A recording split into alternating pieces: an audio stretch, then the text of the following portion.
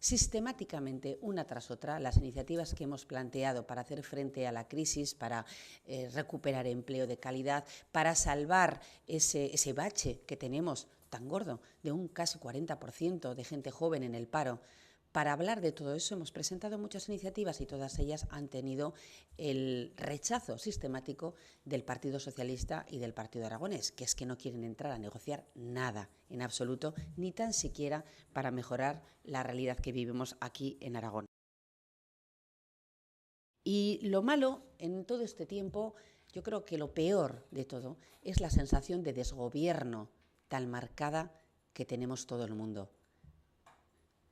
Está absolutamente en el aire. Todo el mundo en la calle comprende que no hay gobierno, que tenemos un presidente que aparece de vez en cuando en alguna inauguración, en alguna lectura de algún texto, en alguna fiesta, pocas, y nada más. Algún viaje lejano, bueno, nada más, no hay más. Tenemos un presidente que ha estado ausente de los grandes debates que se han producido en estas Cortes de Aragón.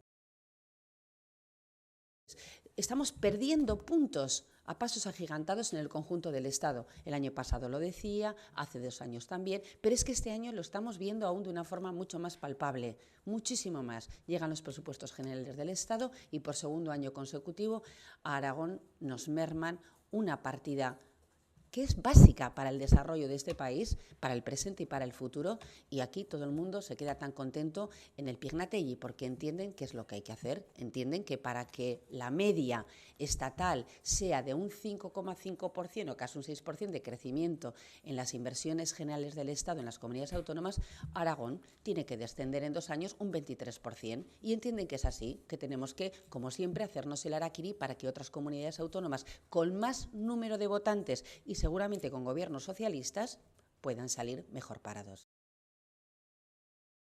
¿Por qué ahora, con menos déficit y menos deuda que otras comunidades autónomas, por qué Aragón tiene que asumir unos recortes como si además hubiéramos ocasionado aquí la gran crisis mundial? Si es mentira. ¿En nombre de qué han estado diciendo que aquí ya se habían hecho los deberes?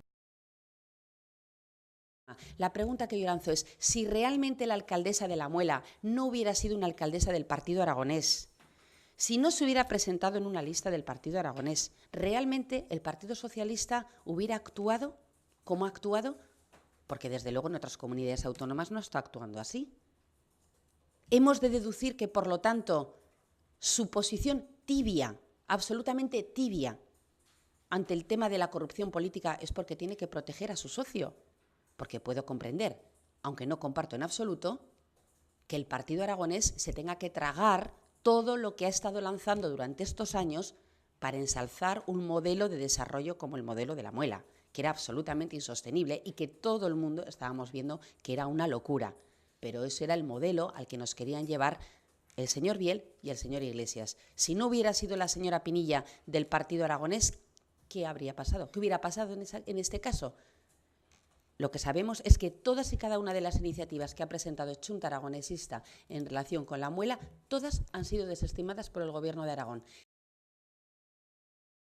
Y curiosamente, este equipo que ha estado vendiendo este consenso, esta tranquilidad, esta paz social, está dando un espectáculo bochornoso en este último año que les queda de gobierno. Absolutamente bochornoso, porque no tienen ningún despacho ninguno de los dos socios en permitir que uno de estos socios, el Partido Aragonés, filtre sus contactos políticos con otro partido, con un partido, que en este caso es el Partido Popular. No tienen ningún empacho. Ni el Partido Aragonés tiene empacho, ni el Partido Socialista. Y esto es vergonzoso, porque aquí lo que estamos viendo es que en vez de tener un gobierno que gobierna, tenemos un montón de personas que están ahí buscándose la salida para el año que viene.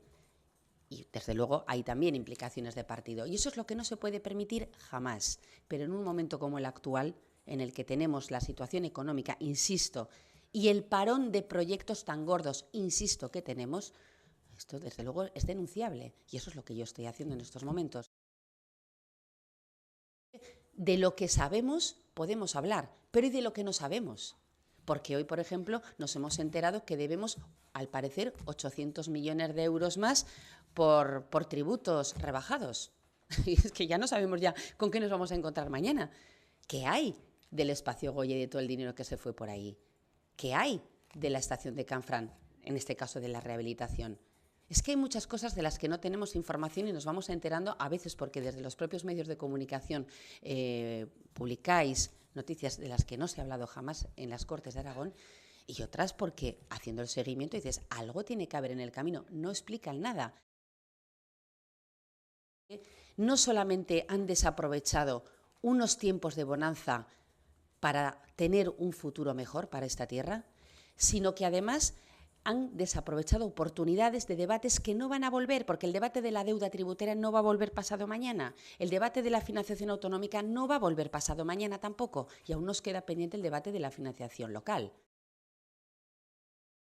¿Qué nos dejan? ¿Qué dejan en el futuro? Están dejando realmente un panorama desolador para quien quiera asumir y pueda asumir el reto de gobierno a partir de mayo del año que viene.